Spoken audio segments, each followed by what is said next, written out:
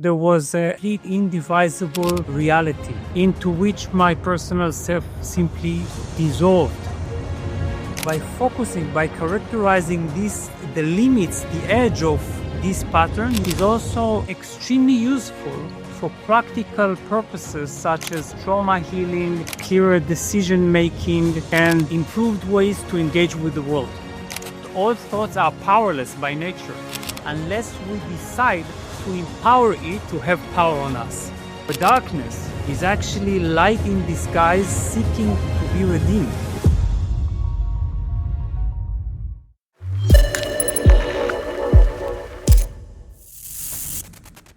Dr. Tubali, you've experienced a profound revelation or awakening around age 23, which you described as a seasonless inspiration. Can you share not just what happened, but kind of how that initial direct experience continues to actively shape the way you teach and develop methods? Yes, of course.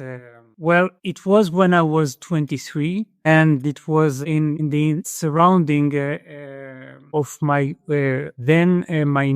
my first guru, my first teacher, and I was just observing a celebration, a birthday celebration that took place. This was his birthday, and while I was watching that kind of happening, at a certain point, I innocently, almost unintentionally looked into myself, my observing center, the one I formerly identified as Shai. But then when I looked deep into myself, looking for that psychological center, that psychological anchor, I actually found nothing but a bundle of memories and past experiences. There was no binding glue. There was no center around which they revolved. Usually when we look at the world, it's as if we observe from a bunker, as if we look from somewhere deep inside us, from our inner world, watching the outside world. That kind of wall separating me from the rest of the world just collapsed. And that led to a state of complete union. So there was no subject, no object, and there was a complete indivisible reality into which my personal self simply dissolved. So with that shattering of illusion, because I realized that there had never been a self in the first place, my consciousness expanded infinitely. And when it expanded infinitely, there were no boundaries, no edge, no center. Then it began to include the rocks, the sea, the people playing on the beach, everything was me. That was a state of boundless happiness and uncontainable love, bliss, and that was, I think, the beginning point. This is where I realized that the innate power of our consciousness, how we create walls within our mind, and as a result, these walls are made of thoughts. As a result, we experience this kind of inner contraction, inner suffocation, self-limiting experience. And on the other hand, how when we expand our consciousness, we experience happiness. So expansion equals bliss and contraction equals suffering. So basically, what I've come to learn at that moment was that God, what we call God, is you, your own mind, just without those self-created walls. And interestingly, there is in Hinduism the term Brahman. Brahman, which is the name of the infinite one. Now, Brahman comes from the root expand, to expand. So that knowledge is already there thousands of years ago. So this actually led me to this kind of ceaseless inspiration of wanting to enable people to have the very same of blissful expansion of their consciousness. It's as if I call it the genie that needs to come out of the bottle. So this has become the purpose of my life, enabling people to expand their consciousness to such a degree that they experience the self-liberating powers of their own being, that they have this kind of self-authority, self-empowerment that enables them to put an end to their own suffering. And this is also how the expansion method came into being. Yeah, I want to get into the expansion method in your new book that you have out. But I want to ask you something. You said like we're like in a bunker. Is this kind of a reference to Plato's cave? Well, that's a surprising question. Yes, we could say that it's a sort of creation of an inner world, as if that seems very realistically separated from the outer world. And then that kind of inner cave becomes something we keep projecting on our own images. And this is how we basically create our inner world. This inner world seems to be very real. But it's only because we have decided to make it real. We nourish it through our own belief in it, our own trust in it. When we begin to question it, well, it crumbles. And I think that's where your expansion method comes in. I want you to kind of, if you don't mind, in kind of a practical, like what you experienced at 23.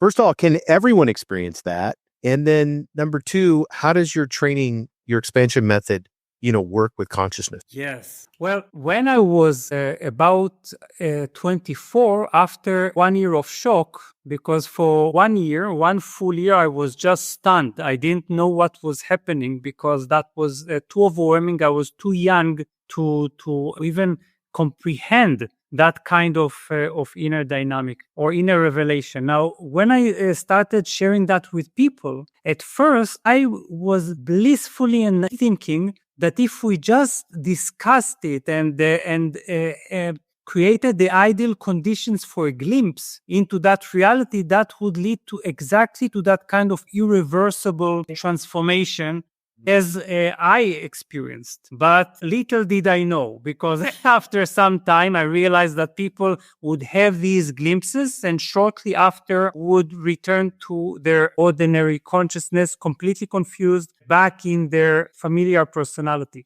So then I needed to create a bridge, something that would enable people to systematically return to that state of expanded consciousness and to really be able to settle in that kind of perspective, if we can call it perspective at all. So this is what I came to develop.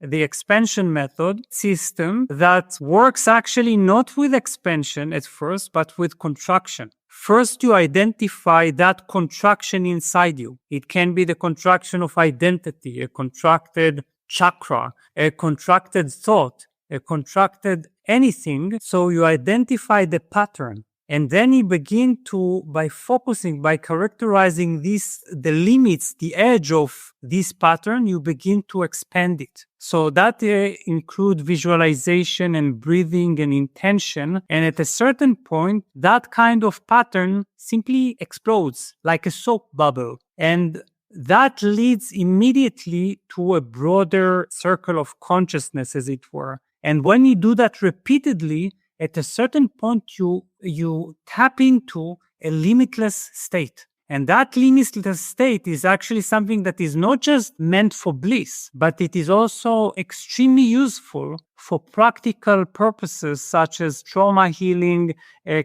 clearer decision making, and all sorts of improved ways to engage with the world. I love that. And you have a PhD and you explored transformative physical philosophical dialogue. And, you kind of saw philosophy as a way of life, yet you left academia seeking something like more and more meaning. And there's so many people that, listen to our podcast and, whether I had somebody the other day talking about Kierkegaard and, they're always bringing up these philosophers and we have this rigor of academic philosophy. What does that look like to you? What do you, as an expert, with that, you have a PhD, how do you balance philosophy with the spiritual path and other teachers that you've experienced? Yeah, that's a wonderful question. And it's true that when I was 21, my first step wasn't to embark on a spiritual journey, but actually desperately hoping that I would find that in academia. And of course, when I came to the academic world and began to look at my professors' faces,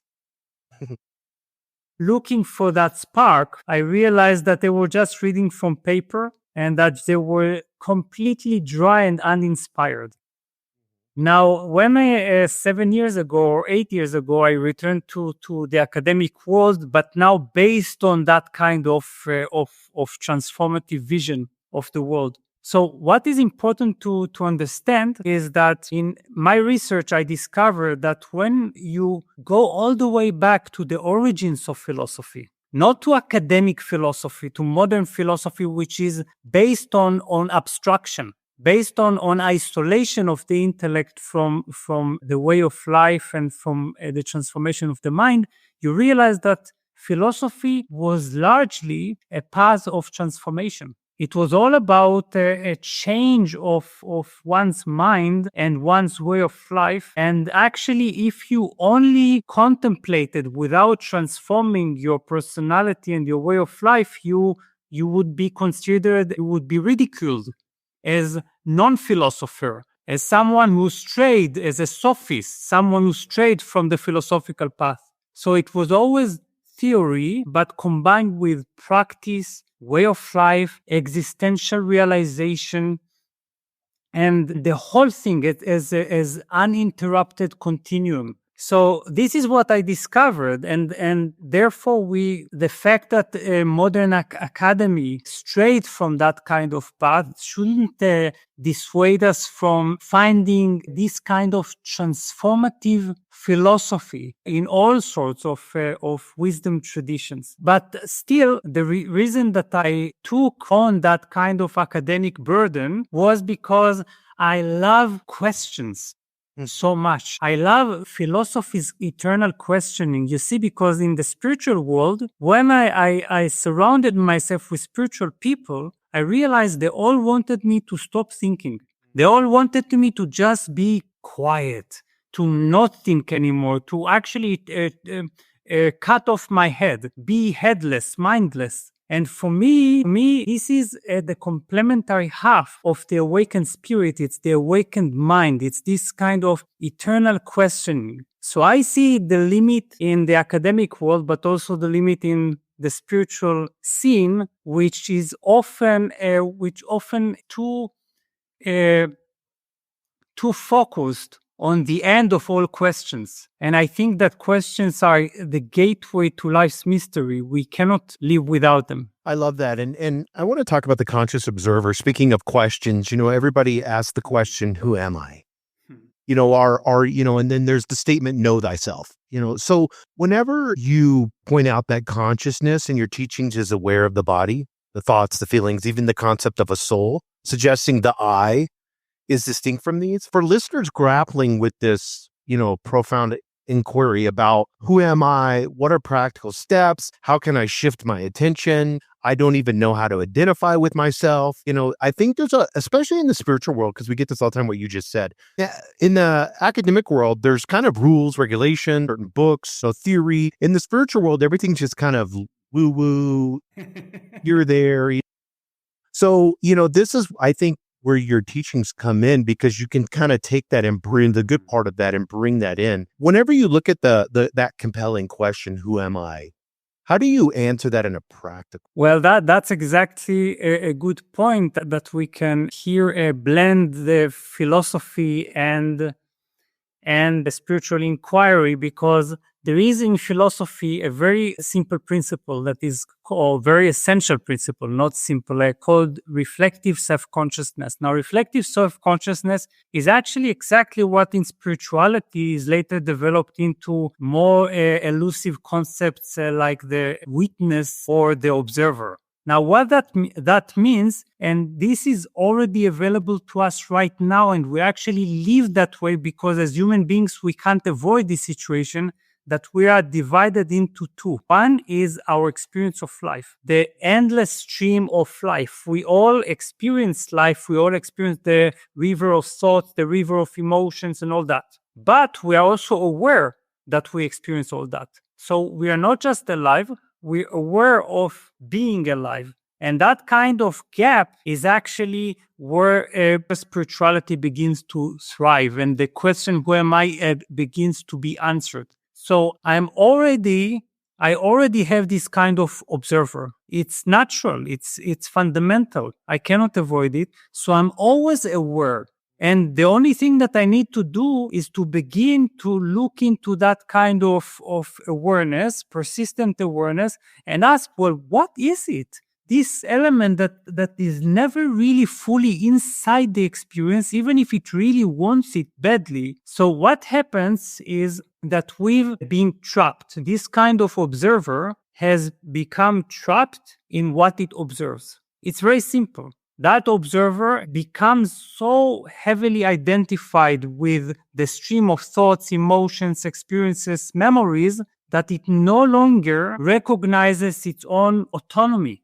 So this is where meditation begins. Meditation begins by recognizing what I call the law of attention. And what the law of attention states something very simply. Between me as the observer and everything else, there is a gap of choice, a gap of identification, and therefore a gap of freedom. I can choose what to identify with, and sometimes I can choose not to identify with anything and just be this kind of free floating observer. So we need to start doing that, exercising the law of attention with just one thought, beginning to realize, well, here is a thought where perhaps I hate myself. I hate my life. And then I look at it and I begin to see, well, this is a thought. I can identify with it, and then I become that thought, and then here it is my reality. But what if I notice that gap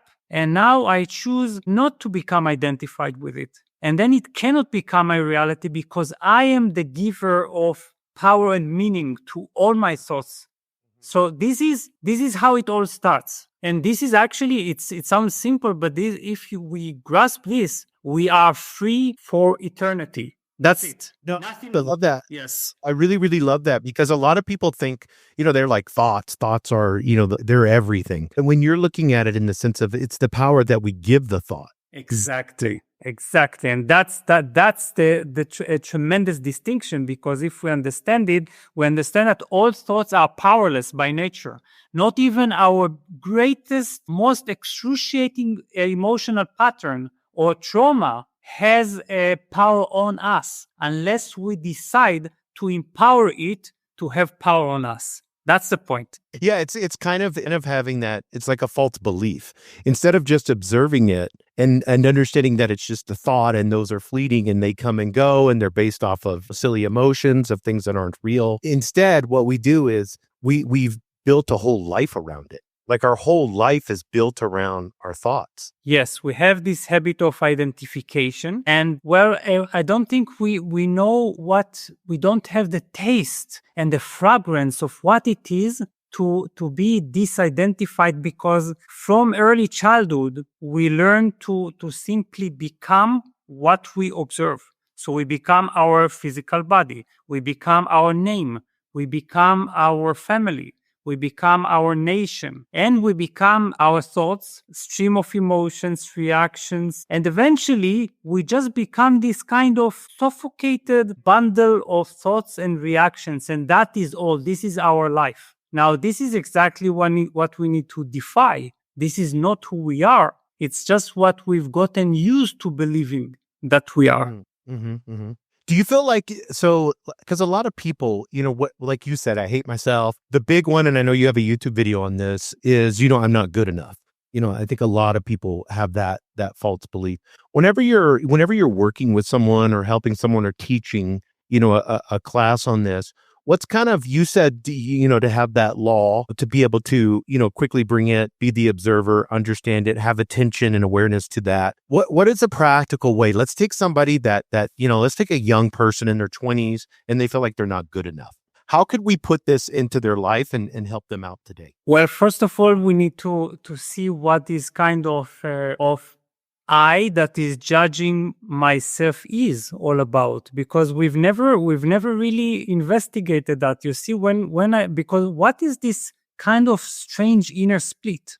That this thing that is looking at itself and saying, no, that is not good enough. When we begin to really unravel it, dismantle it, we begin to see that this kind of I that is looking and evaluating is not us at all. That's a problem of misidentification, because that I is composed of many social voices, of comparisons, of internalization of all sorts of voices, and it's not us at all. Actually, what we are is the myself, the part of myself which is the innocent and natural, God-given, cosmically designed pattern that we are. So this is where we need to move from I to myself.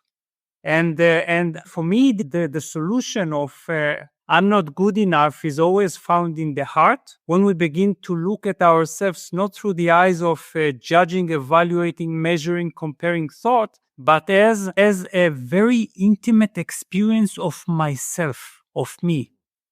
That is the point. That's good. Yes. Yeah. It's kind of bringing love in. I want to get into, something that your work, and you mentioned the word rivers, and I think this is a good analogy. Your work uniquely blends, the Eastern mysticism river, the Western philosophy, psychology river, and then I want to make another river because everybody puts so much emphasis on this one, the modern science. Yes. You emphasize that this integration is not complicated and it can help you with your path to transformation. Could you illustrate kind of an example of how combining maybe yoga, and then some psychological insight or philosophical principle? How do you bridge all three of these rivers together? Yes. Well, first of all, it's very important to understand that this distinction. There is simplifying, and simplifying doesn't mean that we are not complex and that life is not complex. Actually, we are amazingly complex beings. But what we need to contrast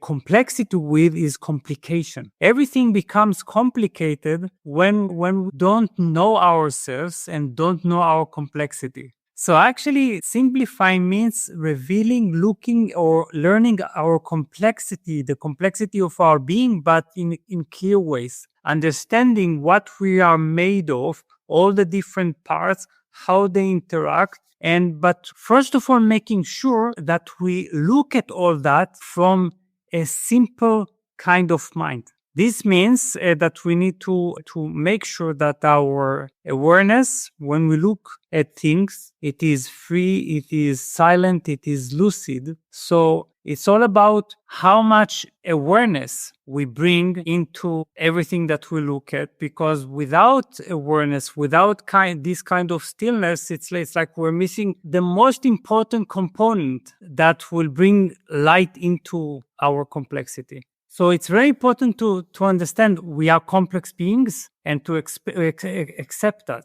If we try to simplify, we are just denying certain parts of ourselves. Do you feel like, because I know you speak with passion about illuminating all dimensions of human existence, and this is kind of that complicated part of it, but you have something to simplify it called finding the concealed light in everything. What is that holistic integrative vision? How does that challenge us? And what does that look like? Like when you say concealed light, what do you mean by that? Well, concealed light, for me, I live in a universe that is made of light, in the sense that it is made of consciousness, that is made of divine intelligence. And therefore, there are no everything, even if it is a completely suffering element of our being or of our world, it's actually a contraction of the light, or it's a limiting of that light to such a degree that it begins to depart from its true nature. So all we need to do is trust that this kind of spiritual potential is in everything, even in our darkest memories, our most terrible traumas, and our most difficult obsessions. It's like, for me, what obsessions, traumas, difficult memories, our darkness is actually light in disguise seeking to be redeemed. So this is how I look at it. And that's why, for me, there is this kind of fearlessness in the face of darkness. Because actually you realize that this kind of trapped light, when it is released, is sometimes, well, it leads to even a greater light. And this is something that I've discovered accompanying and helping people to transform the deepest traumas. So because trauma is when there is such an immense contraction that a person is no longer there, that there is complete absence of consciousness. So there is this kind of entrapment. But if you enter into that and make the trauma explode from within, then that leads to greater light, to a release of life force, and people are actually able to remember who they are because of this kind of intense contrast. I love that, and because you're talking exactly the opposite of what the expansion method is, in the sense of you're expanding your consciousness and what that looks like. And so you can see this, whether it's a dog, an animal that's been abused, a human, that contraction, you can actually see it physically. There's this somatic, like, Exactly. deeper. Yes. There's all this, like you said, it's just tons of contraction. You could see it when someone doesn't feel like they're good enough, or someone, like you said earlier, hates their life. It's just such contraction.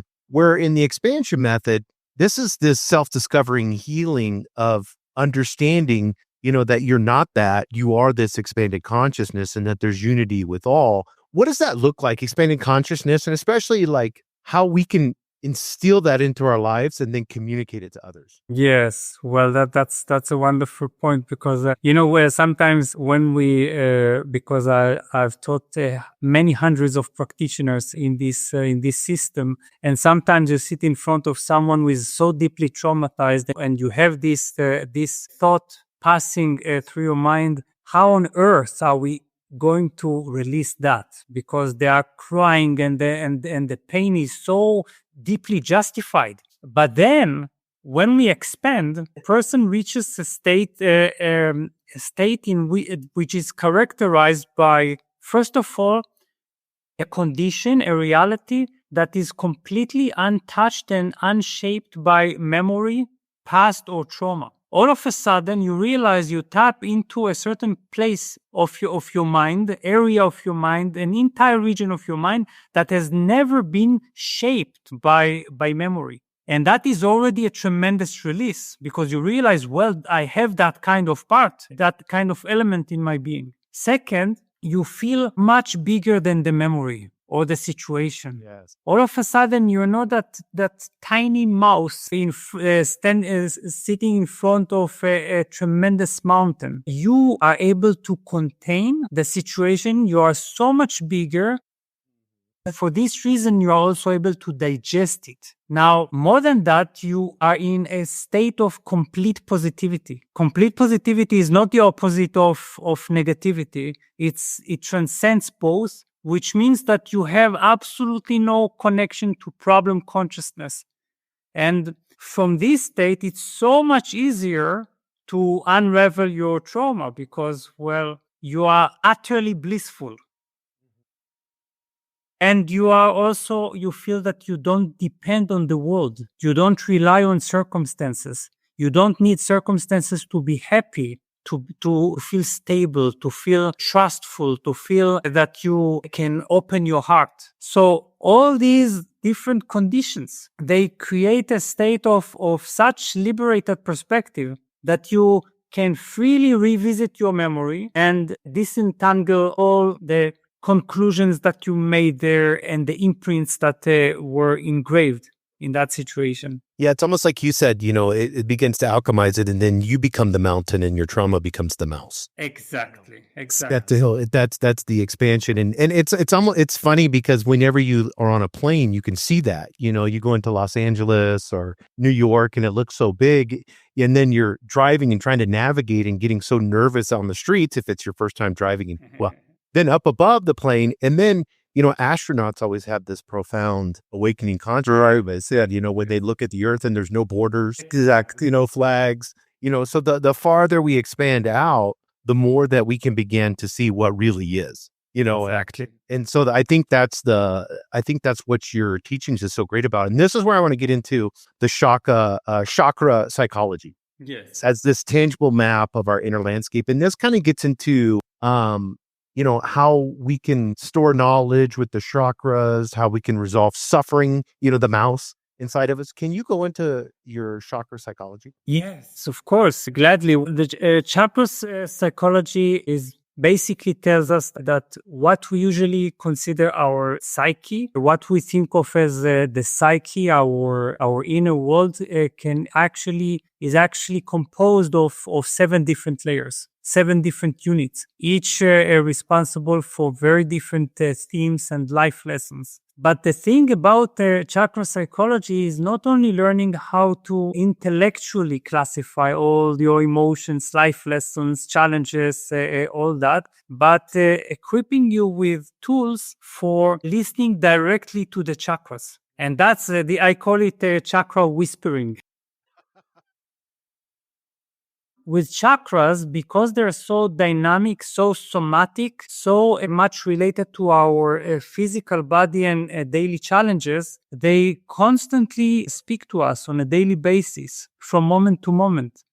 So, what is important? Perhaps we can discuss briefly one way to practice to get in touch with our chakras beyond the intellectual classification. It's when you have you can think of a certain emotional challenge that you presently have. Any kind of challenge, not only emotional, but any kind of life challenge. Think about it for a short while, perhaps even write down your challenge, your emotional reactions, how you feel about it, how you feel in the body when you think about it. And when you dedicate just 5 minutes to it, something interesting happens. One part of your body will become deeply triggered and react the most, even to you thinking about that kind of challenge. Now, Let me stop you right there. yes. This is really good because I want everybody to listen to this. So right now, everybody, if they're thinking of something, whether it may be trauma or concern or whatever they have, something deeply,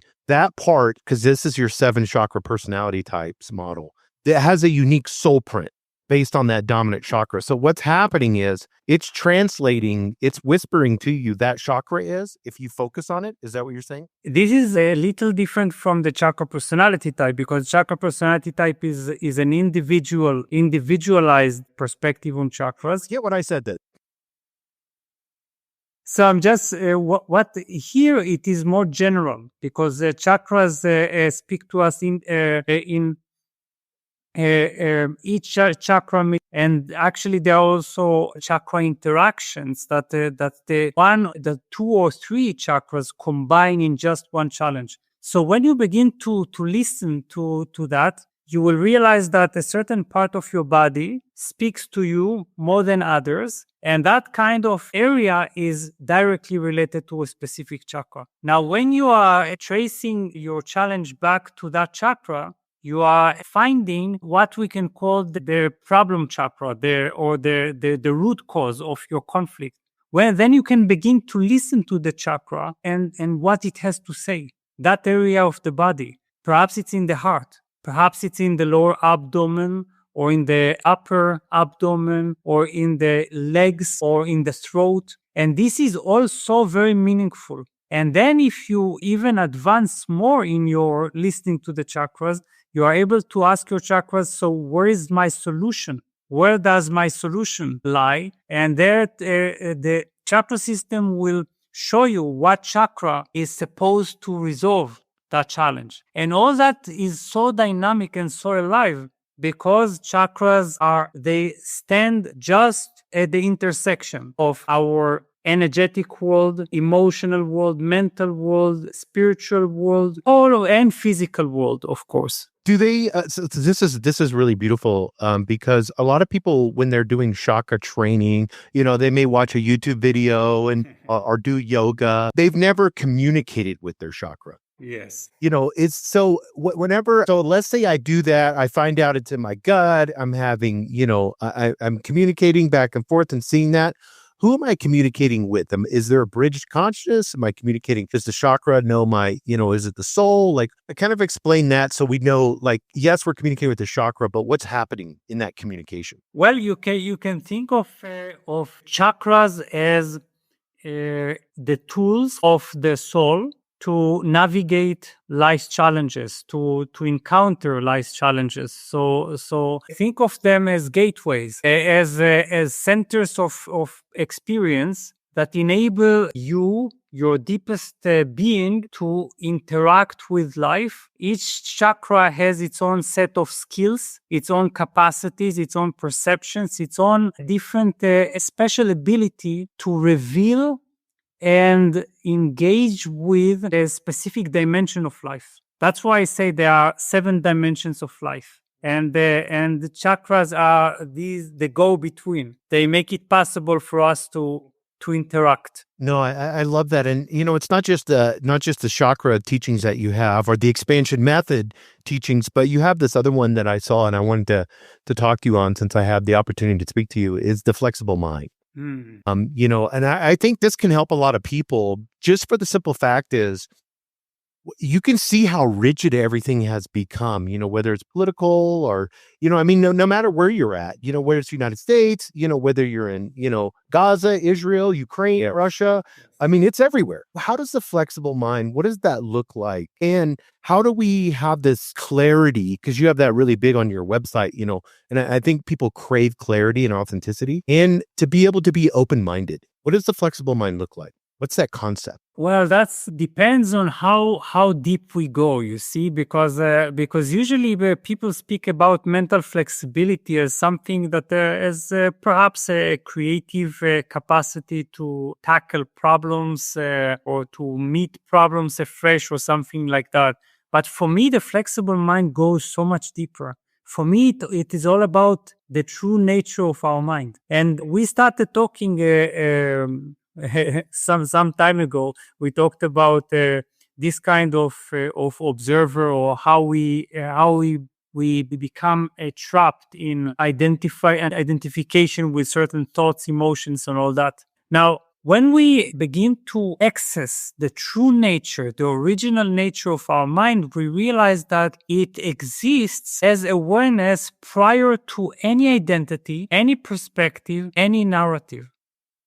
So what happens to humans is that as a result of identification, the mind becomes so heavily identified with just one identity, just one perspective, just one narrative or opinion, political opinion, that eventually it becomes fixated, it becomes fixed, and it becomes immovable. For me, by the way, this is heavily associated with cognitive aging, because for me, we become old when our minds crystallize and are no longer movable. They are no longer changeable. We are unable to change our mind in the deeper sense. So this is how we lose our flexibility, but also this is how we can regain our flexibility by realizing that our mind is inherently flexible.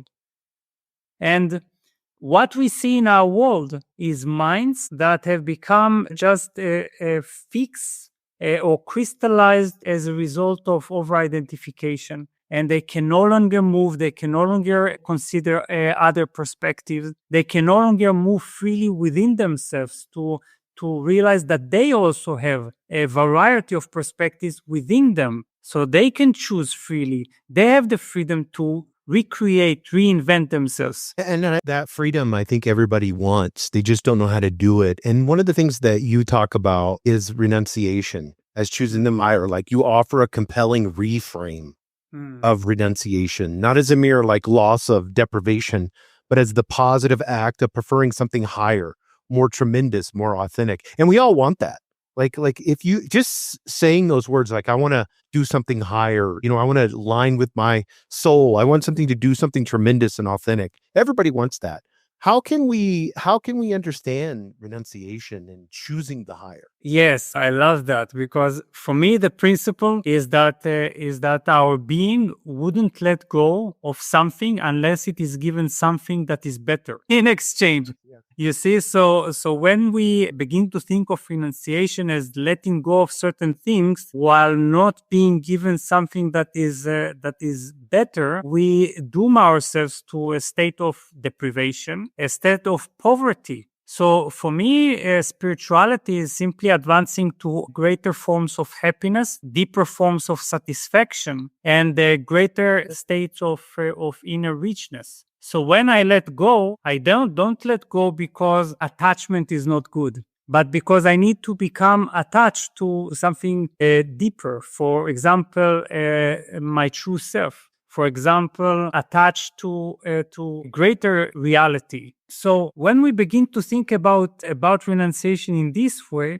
it's no longer that kind of painful or sad process. I could give one example. There is a what I call the dry monk. The dry monk is the one who lets go of sexuality, but doesn't advance instead toward a deeper erotic sense of reality. You see, for example, I'm celibate, but I'm blissfully celibate. It's not that I feel that for the sake of chastity, for the sake of purity, am stifling or limiting my being. It's because I have this kind of complete sense of eros in life as a whole. You see, so for me, life is filled with sexuality, just higher, more refined sexuality. So when we have this kind of something that is deeper or better, we don't even do renunciation.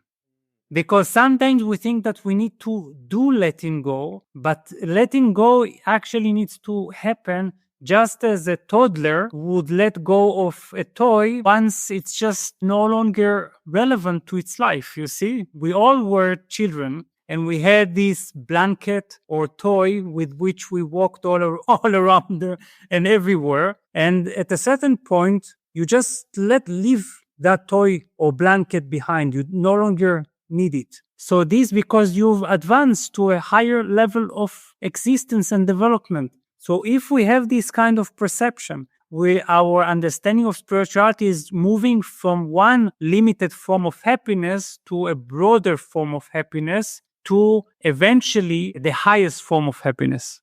So like letting go, because I think from a practical standpoint, people are looking at that and then choosing something higher. Let's go this way. I was in the grocery store the other day and I saw a young couple, and you could tell they just hated each other. Like the disgust on their face, the way they were communicating with each other. He didn't like her and she didn't like him. And you could just see it. And I don't know if it was like their upbringing or something that kept them together.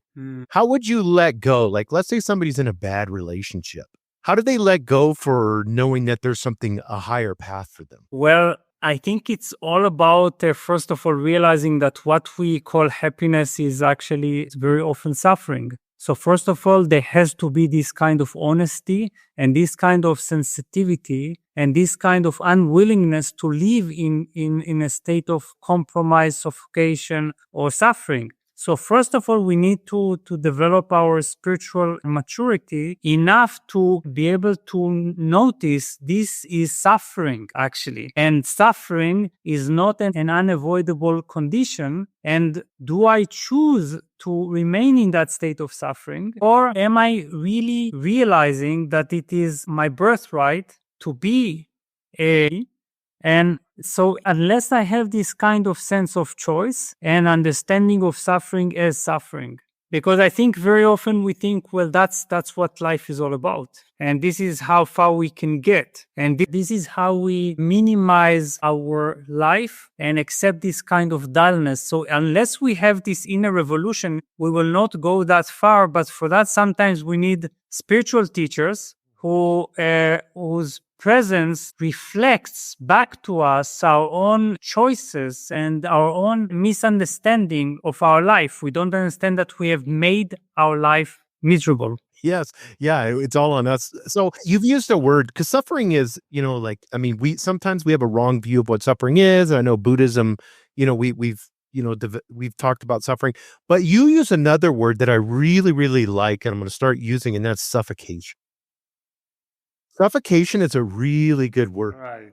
So can you give, just so that because I'm going to start using the word, can you give what you mean when you say suffocation? Yes, suffocation is self-limiting. Suffocation means that something whose nature is actually expanded, broad, and so much bigger than imagined, begins to put restrictions on itself. So eventually it feels so small, so limited, so unable to move. And this actually applies to the rigid mind. It applies to limited consciousness. It applies to everything we've talked about. We simply feel that by creating this kind of a small island on which we live, we feel perhaps secure, safe. It's at least a familiar kind of limitation. So we don't want to explore the territory. So that's suffocation.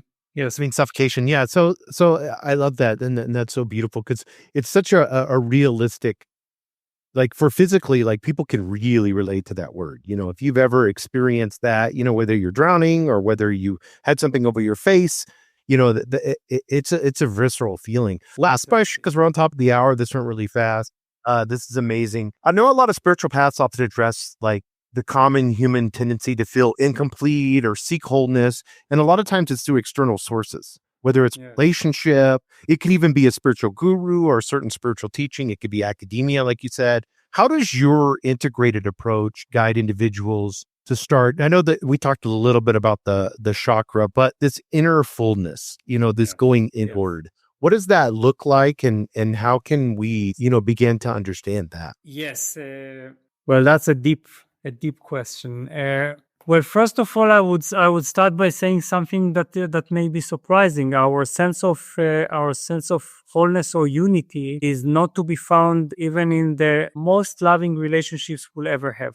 And that might sound like a cliche, but it's actually something that we really refuse to accept. We harbor this kind of longing for the state of unity, perhaps even unbreakable unity with some other. Now, we need to become realistic. This is not going to happen, because what happens is that our longing for unity is put on a relationship that is not able to satisfy it.